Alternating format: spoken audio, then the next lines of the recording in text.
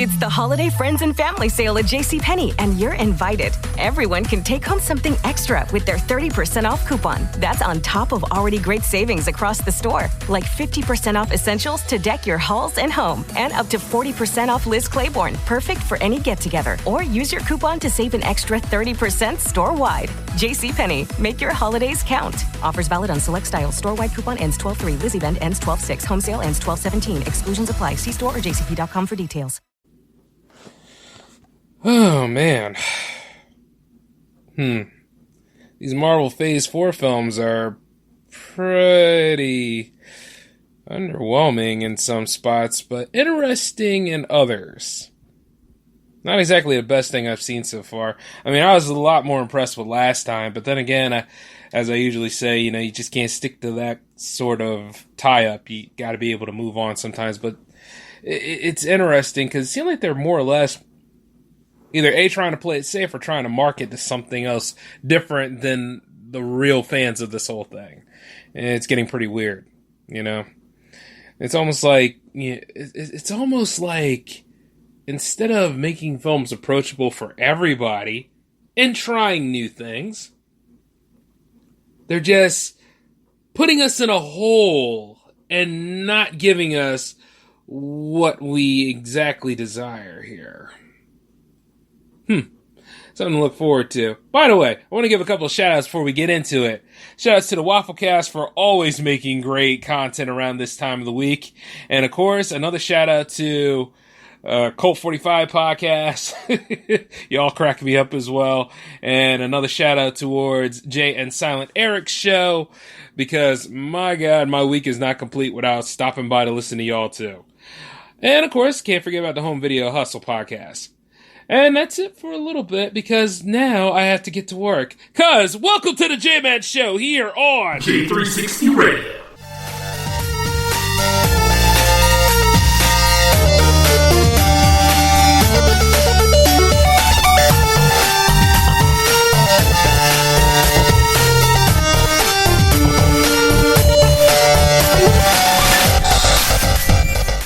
It's the holiday friends and family sale at JCPenney, and you're invited. Everyone can take home something extra with their 30% off coupon. That's on top of already great savings across the store, like 50% off essentials to deck your halls and home, and up to 40% off Liz Claiborne, perfect for any get-together. Or use your coupon to save an extra 30% store-wide. JCPenney, make your holidays count. Offers valid on select styles. Store-wide coupon ends 12/3. Liz event ends 12/6. Home sale ends 12/17. Exclusions apply. See store or jcp.com for details. Yes, hello, ladies and gentlemen, and welcome back to the J-Man Show. I am J-Man, of course, and you are here for episode 109. We're almost there to 110. And ladies and gentlemen, it's been a pretty good week so far. Things have been going pretty smooth. Managed to get a couple of things together. Homeboy's getting paid. Money. Sweet old delicious money, so I can go and do all sorts of other stuff to keep this program going. Hey, don't worry about it though. I'm working on the Patreon page. We got a lot of big things happening. As a matter of fact, today I managed to write a list of 8 programs I want to do for J360 TV.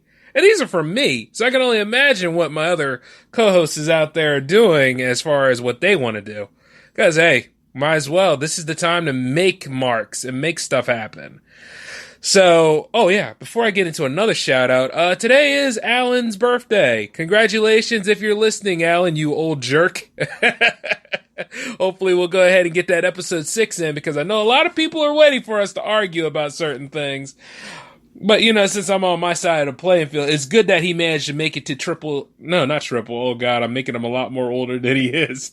It's a good thing that he made it to his double threes.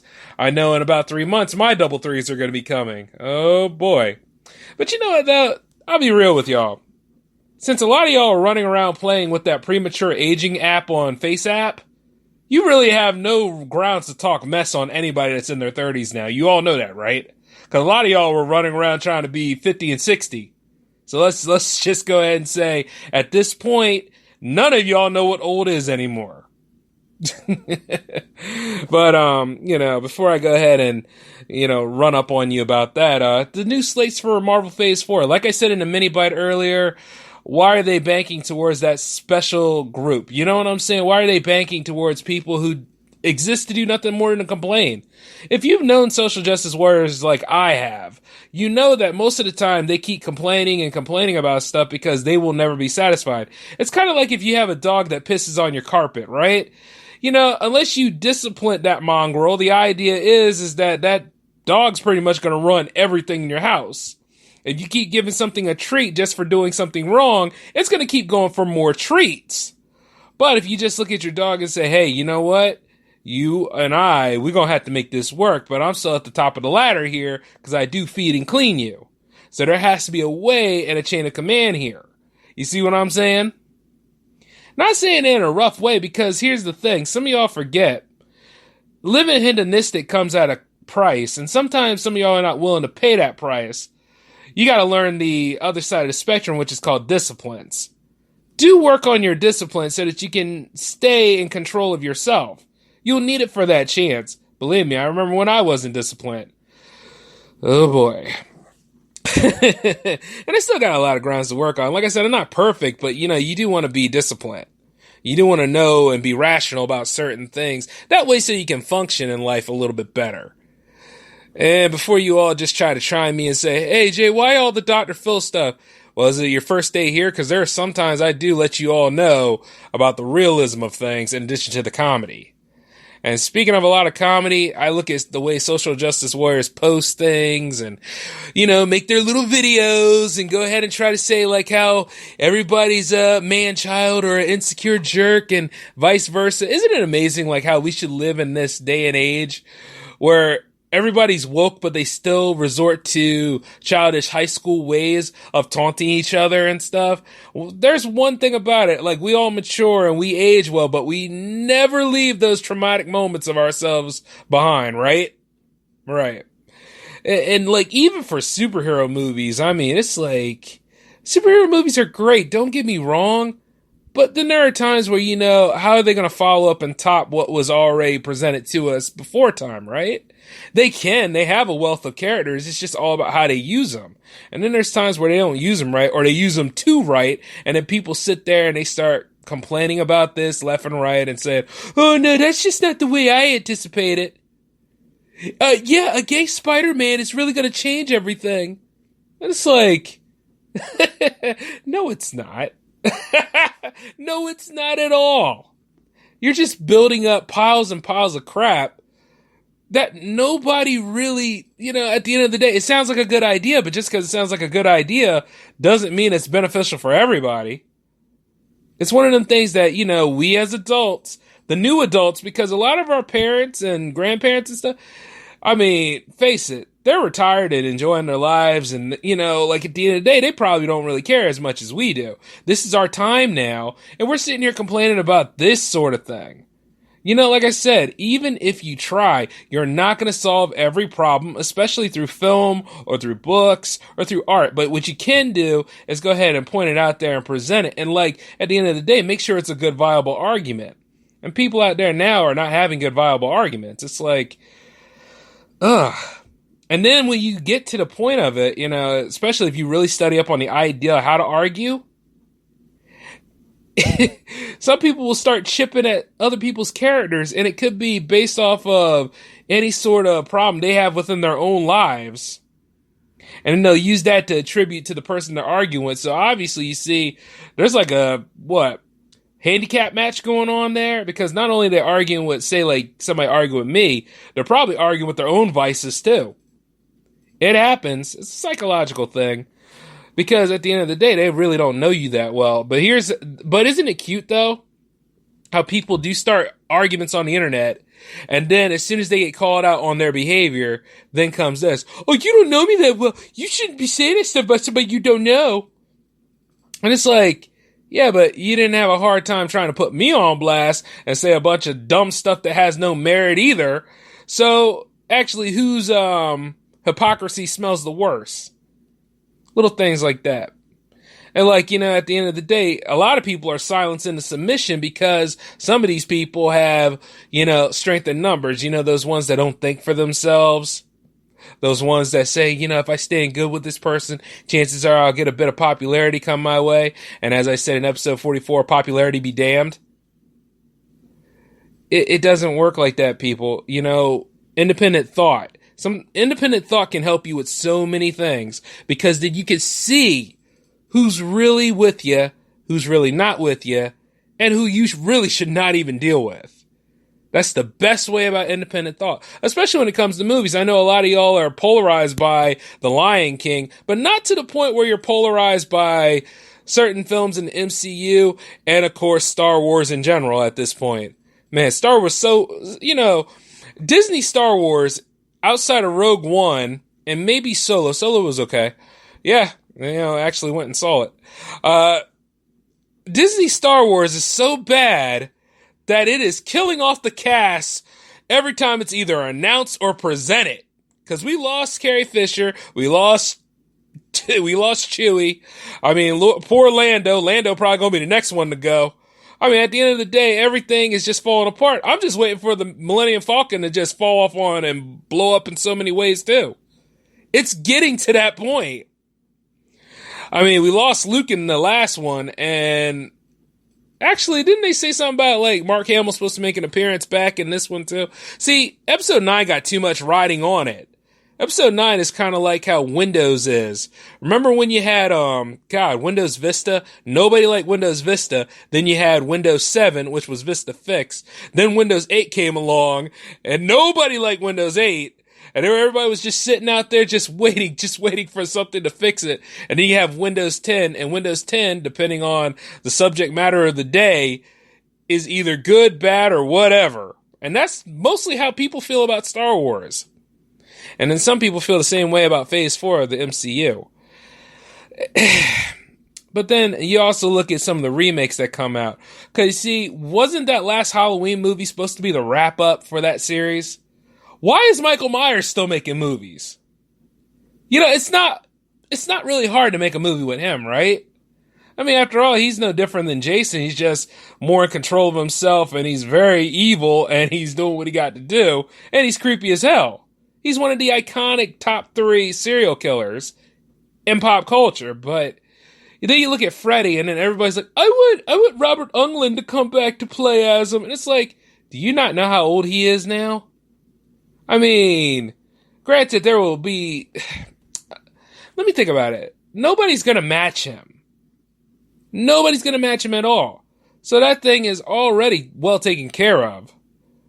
Because I think Jackie Earle Harley tried to do it, and nobody liked him. You know what I mean? And he was trying to be scary Freddy, not funny Freddy. I think they try to remake Friday the 13th, or they're trying to remake Friday the 13th again. Which at the same time, the 2011 film was, or was it 2009? Me and a guy at work always argue about this. It probably is 2009, but I still say it's 2011. But it's probably 2009, most likely. Either way, that remake came through, it was pretty well done. It was Jason being a lot more than just a lumbering oaf that people keep waking up or one way or another keep disturbing at Camp Crystal Lake. Those movies were great. It's just interesting. Like now they're having a hard time trying to put it all together, but once you realize that outside of the third one, where Jason went cross country on the other side of Crystal Lake to go ahead and harass Chris and her friends, and I thought that was funny. I thought like the whole idea of Friday the 13th 3 was, a lot of people say it's the weakest one, but that one to me was just like, Jason showing off being pure evil. He didn't care. He's like, oh man, I don't like teenagers, and I especially don't like teenagers having sex. And who are these biker clowns? And he just goes to town on them. And then you also see how he gets his mask, so that's why I like it. And I don't know, the part with Pamela Voorhees coming up to kill Chris in the boat, like that was just an unnecessary scene. But all I know, she went crazy in the end. So in a way, you could just say Jason won that whole thing. Yeah, you can. But, oh man, like, now they want to do another one of those. And then they decide to say, hey, let's make that a series instead. I think they're about to remake Scream, and I think they're going to remake Saw with Chris Rock and Samuel L. Jackson attached to it. It's just come on, man. You know, like, there's times where I'm like, hey, enough's enough. Hold up. Like, yes, I agree. I did love Godzilla King of the Monsters. I agree. I did like King Kong Skull Island. Even though King Kong Skull Island kind of took liberties with other Kong movies rather than just the same old gist. You know what I mean? Him coming to New York and all. We had a remake of that too. We've had multiple remakes of everything. And on one hand, a remake could do well for the market, I guess. But then there's times where you realize that it's because these companies have rights to this stuff. And rather than just go ahead and create something new, they'll go ahead with that remake. Now, the remake might be something new, but then you realize this, right? Did you really need a remake? I mean, if you think about it, like, the movies are iconic, don't get me wrong. But then you realize, hey, we're supposed to be in the creative field. And not only that, we're supposed to be able to make money with our creative field. It's just easy money. It's just you look at the way the mainstream media is, like how we're in the future now, technically, and we are trying so hard to emulate the 80s version of everything to the point where, hey, guess what? We're not taking care of the planet well either, so we might get that Mad Max future or close to the Waterworld future, you know what I'm saying? And even then, it'll annoy the living hell out of you if we get the Waterworld future, because a lot of people can't swim, so that might be the best form of crowd control ever made. Yeah, and don't think that the J-Man can't swim, because I just built an ark, you punk ass. Anyway. The point is this. We could do better. We don't need to go ahead and keep churning out the top 3 all the time. Like, I look at these sequels that they have for the Michael Myers setup. I'm like, okay, why are we getting 2 more of these? That other one was supposed to end it all, right? Matter of fact, a lot of people said that other one make you it wasn't all that good, and it would make you appreciate Halloween H2O. And a lot of people didn't like Halloween H2O. Then I remember it. Yeah, wasn't that the one where Busta Rhymes thought he could act? Or no, that's Halloween Resurrection. See how it is? And then it's to the point where how they title this stuff, you forget which movie you're watching. It's so meta now with that series. And just about all of them, you know, the horror industry is not dead. Pun intended. It's still alive and well, but I also noticed that a lot of people, like, I mean, if you're looking at The Conjuring, once again, that's one of those things that are keeping it alive, but there's a lot of movies being made in the independent level that are doing just fine too. And then you look at, like, some of these things, the mainstream media is so scared of competition and so scared of actually having to go to work that they're going to find a way to be lazy about all this. I mean, I look at it from time to time.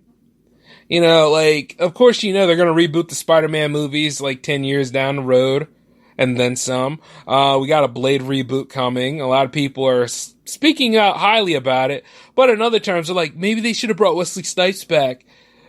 And then they're also talking like, I don't think Mashallah Ali can fight. He can act, but he can't fight. It's like, how do you all know this? And did any of you guys watch the Luke Cage show? I mean, my dude can do some action. So it's amazing to me why and how and all these arguments, but nothing is getting solved. And then you got to look at the ones that want to create movies, the ones that want to bring about, you know, the new icons and stuff. See, we need to have new icons. We need to make them now so that the generation that is around us and follows us will actually have something to look forward to in addition to the elder ones. That way, so like, okay, you know, you think of ancient icons like the Frankenstein monster, Dracula, the Wolfman, and the Invisible Man. Those are legendary icons. And then, of course, you go down the hierarchy and you look at Freddy, Jason, Michael Myers, Chucky, the Leprechaun. You look at it and then you go down lower and then you see all the stuff from The Conjuring. Maybe some of that, no, Blair Witch, I don't know. I don't think I'll put Blair Witch in that same continuity. I mean, I could be wrong, but not for me, not for my hierarchy. But you look at some of the stuff, I would say all the things from The Conjuring at this point. And then maybe Saw, because he came a lot later. And I should have put Scream back up there with Freddy, Jason, and them. But as far as like this modern time, who else do you know can be on that level and on that listing? And I know a lot of you out there are writing and creating and stuff. And, you know, if you're passionate behind this project, you should really push this. And don't bring up Bird Box, okay? Bird Box was an interesting, suspenseful film, yes. But then there are times where you didn't even see the creature. And then there's also times where you're like, WTF, what is going on here? And yeah. And then what about that strange dude that did open his eyes and crap and look all around and stuff? Like, it did the nice woman let her in. You know what? I had problems with that movie. It was good in some aspects, but in other aspects, there was a lot of dumbness that went on in there.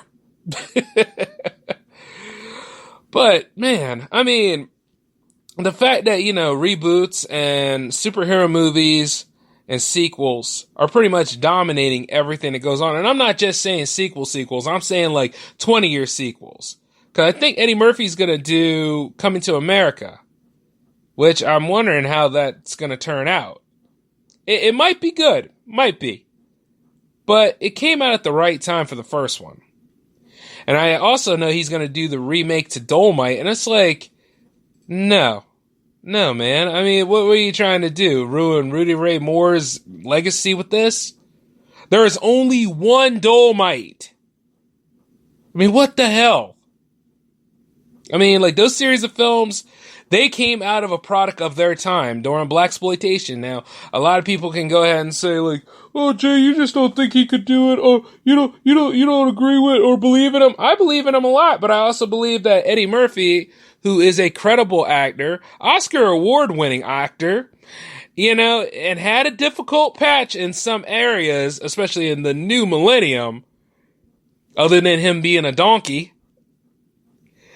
Yeah, I just don't see that one selling too well. You see what I'm saying? I'm not okay with it, because Dolomite was a product of his generation. Eddie Murphy can do a lot of other creative things.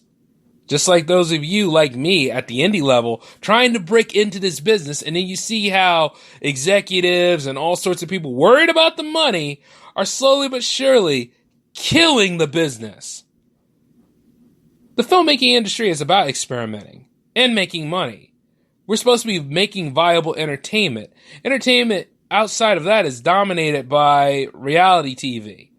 You know, the TV sources that are out there because, you know, people don't want to look at themselves and see how much of a jerk they are. But if they look at somebody on television who's pretty much being exploited for just showing off how superficial and fake they are, and then people that are watching the TV feel much better about themselves, yet they try to emulate that said jerk I was talking about that's on television.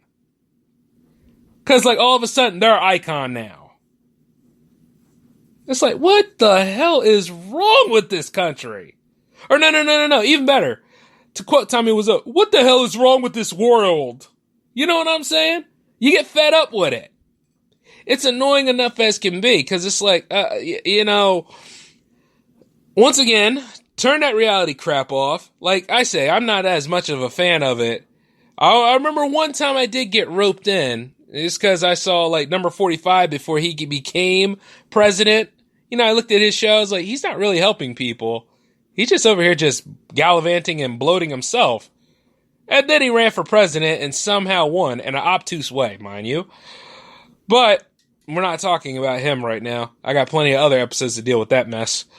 But, you see what I'm saying is, it's just, we're in a cesspool right now. And if people are out here blaming Netflix, which is another thing, because guess what? They're all like, oh, I'm about to leave Netflix. Netflix has went up in price. I can't deal with that. Oh, wait, Netflix is about to get rid of The Office. Remember the show that ended in 2011? Oh my God. And then they're going to get rid of Friends because NBC is starting their own streaming network.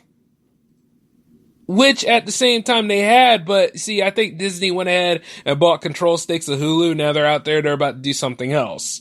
So here comes Comcast about to go ahead and create something even more. But you realize that Friends and The Office have been over for quite some time. You can buy the DVDs. You can go anywhere out there to get the episodes to look at.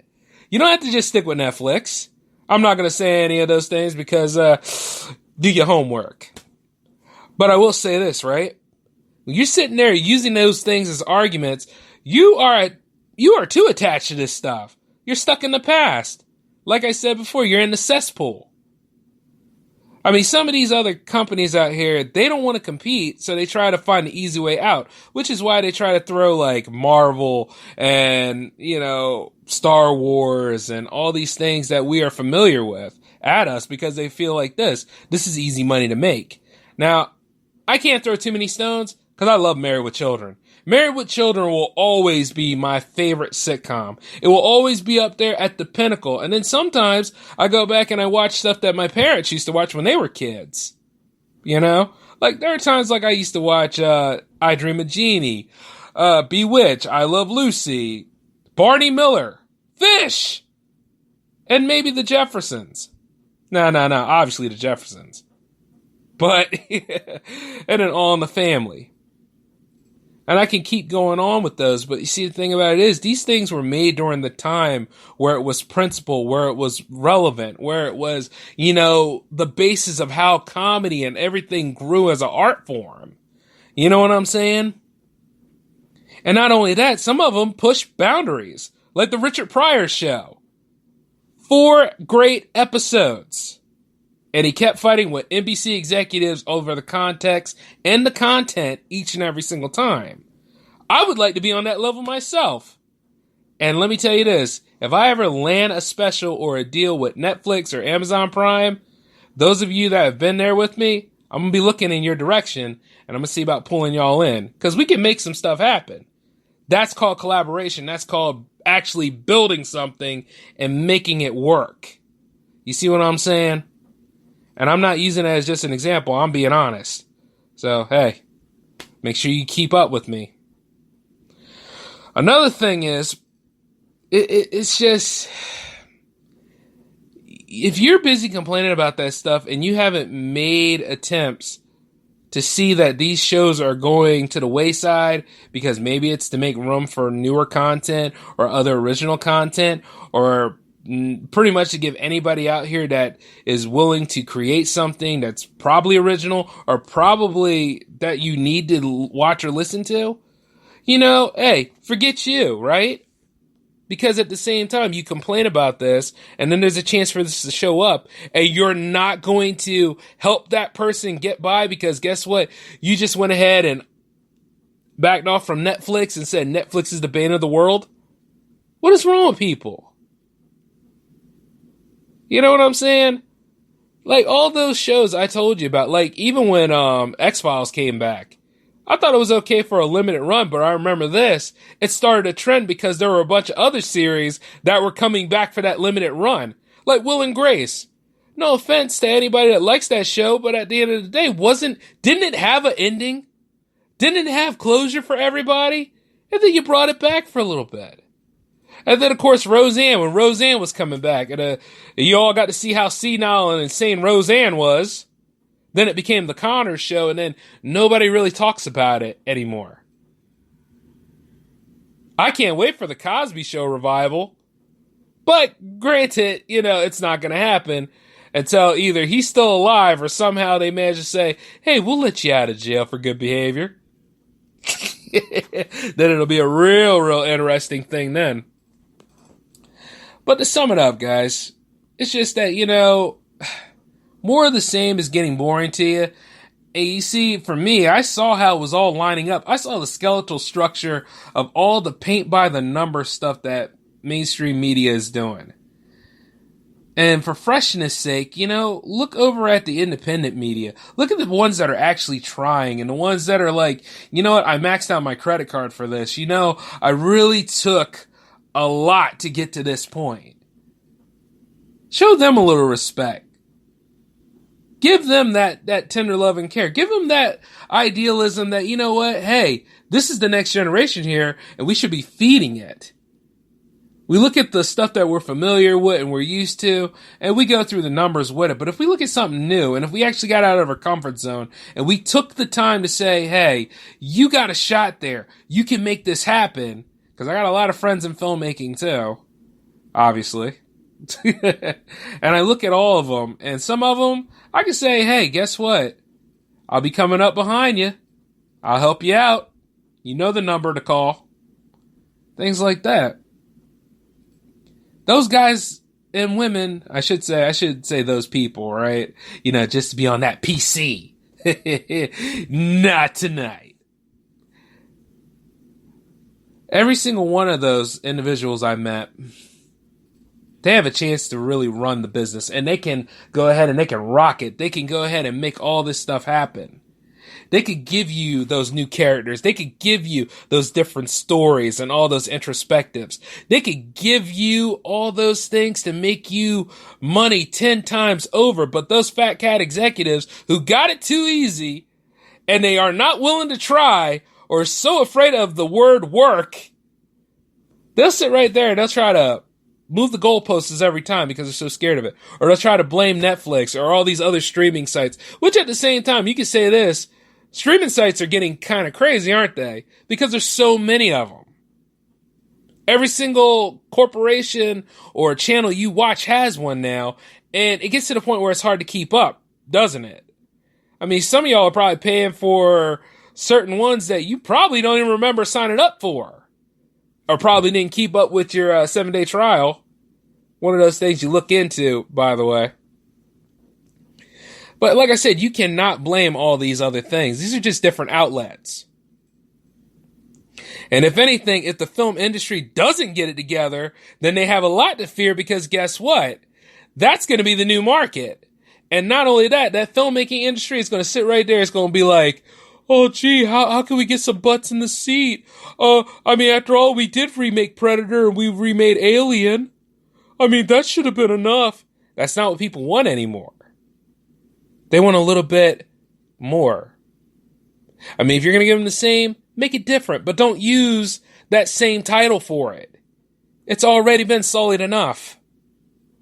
There's other ways. And sometimes it would be great. The best way to really make a difference in this major movie industry thing, if you see a certain movie comes out and you know it's a soulless husk of a remake or a crap sequel or all these other things that should not even be on that level or that marquee, do what I do. Stay home, do something else, refrain from looking at any sort of media about it, withhold your money in. Because I guarantee if all of us would not do that or bank or invest in those people, then they'd start listening. Because you went ahead and you cut that air supply short. There are ways to do this. And I'll invest in any independent production out here before I invest in any of those major networks. Because right off the bat, they done lost touch. And it's so sad. It's a shame, you know, for me, myself, as I do work on J360 Productions, and as I do work with some of these major networks, here's the thing, right? I'll see it all. But all I know is this. I got to go ahead and deal with all of the gatekeeping and all of the lying and all the manipulations. But here's the thing. There's always a choice.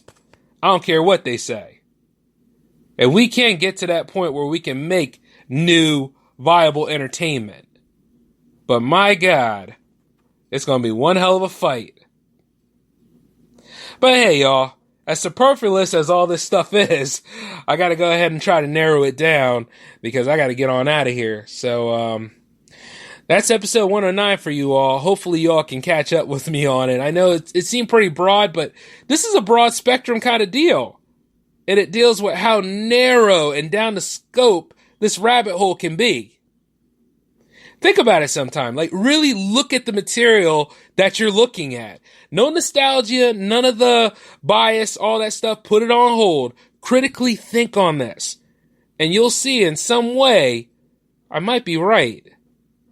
And then if you look at it your way, you might see that all this stuff is just palettes, cookie cutters.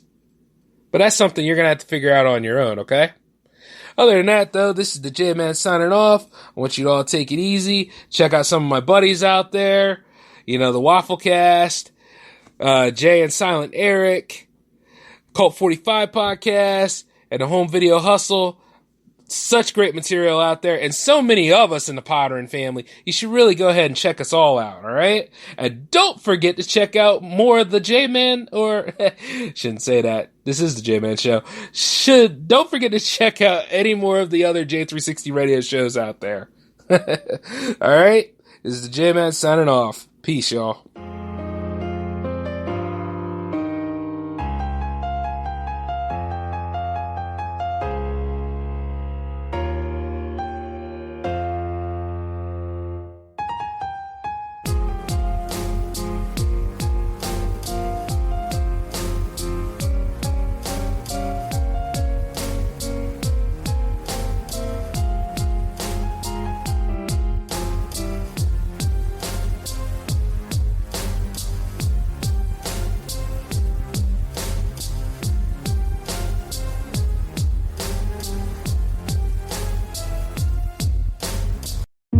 On Curiosity Stream. I'm James Burke. I'm going to take you on a journey through time. James Burke's visionary series returns, reimagined for our time. Now, this is all uncharted territory. The Washington Post hails Burke as one of the most intriguing minds in the Western world. The New York Times raves he careens from one great moment in history to another. Where do we want to go from here? Experience all new Connections. So what's the next connection? With monthly, annual, and bundled plans, find the one that works for you at curiositystream.com. New on Curiosity Stream. How do you connect a 16th century potato to limitless energy production? Could Napoleon's toothpick have a direct link to a machine that predicts the future? And how can a 1700s conch shell chart a course to humans connecting their brains to the internet? James Burke's visionary series Connections returns for a new generation. Experience all new Connections. With monthly, annual, and bundled plans, find the one that works for you at curiositystream.com.